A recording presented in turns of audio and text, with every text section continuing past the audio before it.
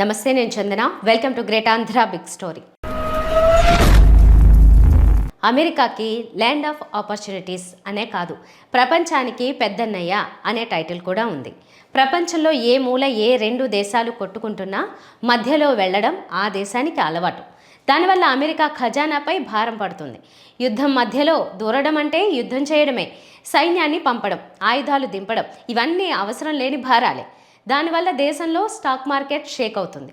ద్రవ్యోల్బణం పెరిగి నిత్యావసరాల ధరలు పెరుగుతాయి.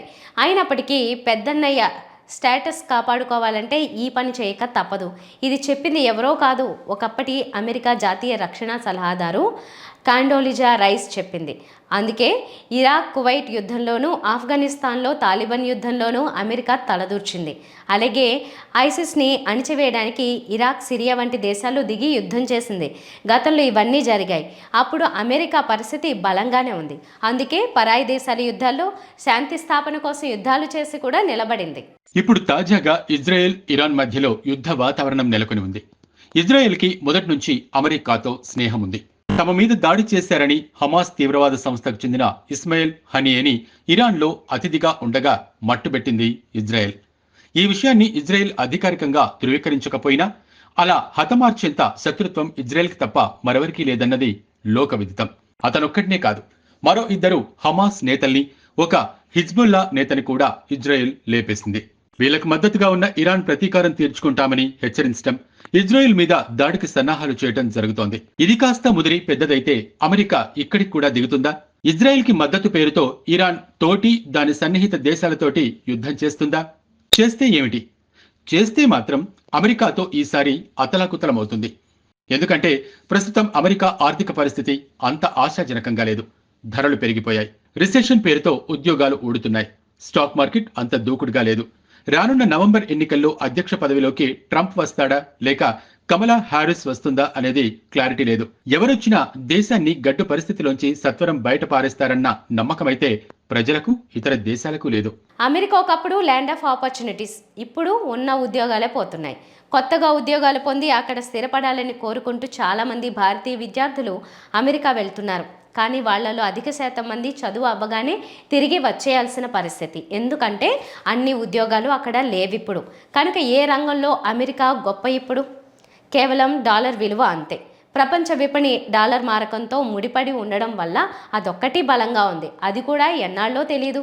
ఇప్పటికే చాలా దేశాలు డాలర్ని పక్కన పెట్టి సొంత దేశపు కరెన్సీతో ట్రేడ్ చేయడానికి సన్నాహాలు చేసుకుంటున్నాయి. వాటిలో భారత్ కూడా ఉంది. రూపాయిని బలోపేతం చేసే దిశగా డాలర్ని పక్కన పెడుతోంది. గతంలో అమెరికా శాంక్షన్స్ విధిస్తుంది అంటే దేశాలు భయపడేవి. ఎందుకొచ్చిన గొడవ అన్నట్టుగా అమెరికా మాట వినేవి. ఇప్పుడలా లేదు.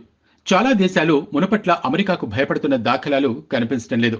అలాంటి భయమే ఉండుంటే కంటి సైగతో ఉక్రెయిన్ యుద్ధాన్ని ఆపగలిగేది. కంటి చూపుతో ఇరాన్ ఇజ్రాయెల్ గొడవను ఈ పాటికే సద్దుమణిగేలా చేసేది. అలాంటిదేమీ జరగట్లేదంటే అమెరికాకు కూడా తన పెద్దన్నయ్య పొజిషన్ని ప్రపంచం గుర్తించడం లేదని అర్థమవుతోందా? బహుశా దిగిపోతున్న తరుణంలో బైడెన్ ఈ విషయంలో ఆసక్తి చూపించకపోవచ్చు. గెలిచి మొదటి అమెరికా మహిళా అధ్యక్షురాలు కావాలనే లక్ష్యంతో కమలా హ్యారిస్ కూడా ప్రపంచ పటం వైపుకు పెద్దగా చూస్తున్నట్టు లేదు. ట్రంప్ పరిస్థితి కూడా అదే. తాను పదవిలోకి వస్తే మాత్రం యుద్ధాలు ఆపేస్తానంటున్నాడు. అంటే మరో 3 నెలల్లో ఎన్నికలు కనుక తనకు కూడా పదవి మీదే దృష్టి. యుద్ధాలు ఆపలేని పెద్దరికం, పరస్పర ఆరోపణలతో చీప్గా మారిన రాజకీయం అమెరికా ప్రభును తగ్గిస్తున్నాయి. ట్రంప్ గెలిస్తే నియంతలా పాలిస్తాడేమో అనే భయాలు అమెరికా మీడియాకి పట్టుకున్నట్టున్నాయి. అందుకే కమలా హ్యారిస్ పేరు ప్రకటించిన వెంటనే గంపగొత్తగా ఆమెను లేపుతున్నాయి. ఒక్క ఫాక్స్ న్యూస్ తప్ప ట్రంప్ పక్షాన ఉన్న బలమైన మీడియా పెద్దగా లేనట్టే ఉంది.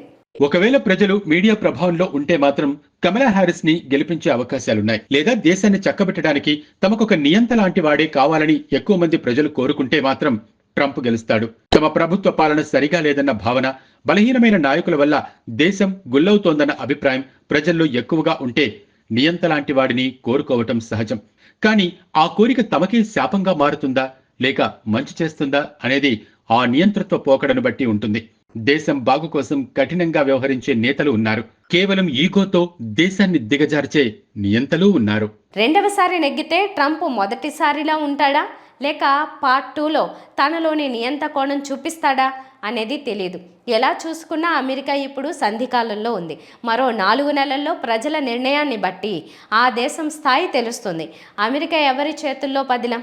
ట్రంప్ చేతుల్లోనా లేక కమలా హ్యారిస్ పాలనలోనా అనేది కూడా అప్పుడే ఏమీ చెప్పలేం. కొన్ని నెలలు వేచి చూడాలి. ఇది ఇవాల్టి బిగ్ స్టోరీ. మరిన్ని టాపిక్స్తో కలుద్దాం. నమస్తే.